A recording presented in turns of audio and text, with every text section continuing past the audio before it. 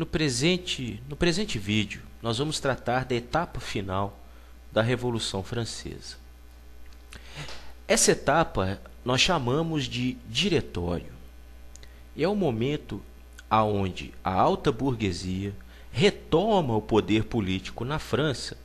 E nós vimos isso no último vídeo tratando de Revolução Francesa, na reação termidoriana, que foi um golpe político que tirou os jacobinos do poder e executou inclusive o seu líder Maximilien de Robespierre, terminando aquele período de terror que tomou conta da França. Pois bem, para isso, para essa alta burguesia se estabelecer no poder, ela vai buscar apoio no exército francês.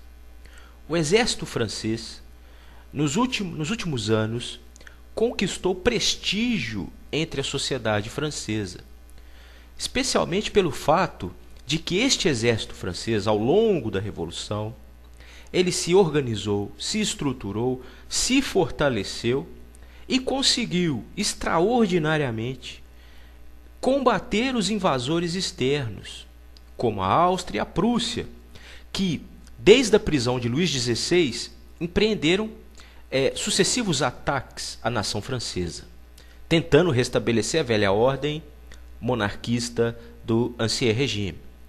Então, o exército francês, além de forte, passou a adquirir um certo status na sociedade francesa como um todo. Passou a ser um segmento importantíssimo da sociedade francesa. E essa alta burguesia vai buscar apoio nele. Essa alta burguesia, agora no diretório, e eu vou falar como é que funciona esse diretório, ela tem duas sombras nas costas dela. A primeira sombra é o Ancien Régime, é o monarquismo, o poder centralizado, aquela lógica toda lá do Ancien Régime, dos governos de Luís XVI e mais para trás. Ou seja, havia essa sombra, havia esse medo, né, de que pudesse ressurgir esse monarquismo em algum lugar. Além disso, outro medo dessa alta burguesia era o jacobinismo, que até outro dia governava a França e representava uma radicalização tal que permitia, obviamente, a participação maciça da população nas questões político-econômicas da França. Então, para essa alta burguesia era preciso evitar o retorno à monarquia, ao Ancien Régime, à lógica feudal, reinante antes da Revolução, e evitar também o retorno ao radicalismo representado pelo jacobinismo. Para isso, então, vai buscar apoio no exército francês, que vai dar legitimidade e garantia de que esse pessoal fique no poder. E como funciona esse diretório? Esse diretório, na realidade, é o poder executivo.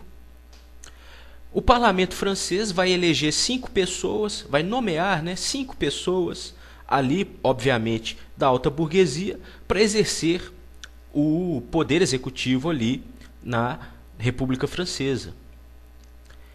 Mas, como no início da República Francesa, quando os girondinos tomaram a frente da Revolução e depois perderam legitimidade ao longo desse processo, abrindo espaço para o jacobinismo, essa alta burguesia vai cometer os mesmos erros e, administrativamente falando, vai ser muito fraca, vai jogar a França vai começar a fazer o país cair novamente num processo de enfraquecimento social e econômico.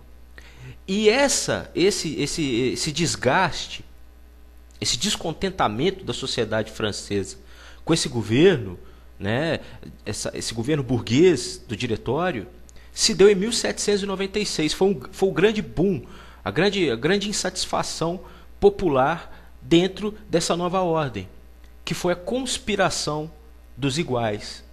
Essa conspiração dos iguais, liderada por Graco Babeuf, era um movimento popular que, de alguma forma, tinha raízes no jacobinismo. Tentou recuperar aquela época jacobina, aquela coisa da participação popular. Um exemplo disso é que, durante o governo do terror, durante o governo jacobino, apesar dos excessos do sangue derramado na guilhotina, o voto era universal. Com o diretório, o voto não é mais universal. O direito à participação política é limitada pelo voto censitário. O que é o voto censitário? O voto censitário é o seguinte: só tem direito a voto a pessoa que reúne um mínimo de renda. Ou seja, a pessoa tendo X em termos de dinheiro, ela tem direito a voto ou não. Obviamente, a maioria, o grosso da população francesa, de repente se viu excluída do processo político. Isso gerou uma insatisfação terrível e organizou-se então esse movimento, essa rebelião popular, né? A conspiração dos iguais, que foi reprimida com violência e seus líderes foram mortos e aniquilados, entre eles Graco Babeuf. Mas, de qualquer forma, fica evidente que essa alta burguesia não dá conta de levar a revolução adiante. E o exército vai ganhando terreno, a ponto que algumas pessoas que emergem dentro desse exército vão começar a se tornar, né, pessoas ilustres dentro da França. Entre eles, o general Napoleão Bonaparte. E o resultado disso é inevitável. Quando começa a dar claros sinais de instabilidade política dentro dessa ordem do diretório, o que o exército francês faz? Ele toma o poder político do diretório e organiza um consulado nos moldes da República Romana. Lá na antiguidade, na Roma republicana, o consulado era o poder executivo dentro das várias estruturas da República Romana, mas era o poder executivo dividido entre dois homens, que tinha como principal função a questão do controle dos exércitos ou legiões romanas. Na República Francesa, eles dividiram esse poder em 3 pessoas. Uma delas era Napoleão, um desses cônsules. E isso foi feito, esse golpe militar, que tira o diretório da jogada e estabelece o consulado, ocorre em 1799 e é o chamado golpe de 18 de Brumário, que é a data revolucionária aonde isso ocorrera. Com isso, esse diretório ele vai avançando e a figura de Napoleão como liderança avança tanto que esse consulado vai se diluir e Napoleão vai ascender a vida política como liderança da França, como ditador, depois como imperador francês no século XIX. Esse foi o nosso trabalho aí longo, né? 12 vídeos tratando de Revolução Francesa, que tem como consequências primordiais 2 coisas.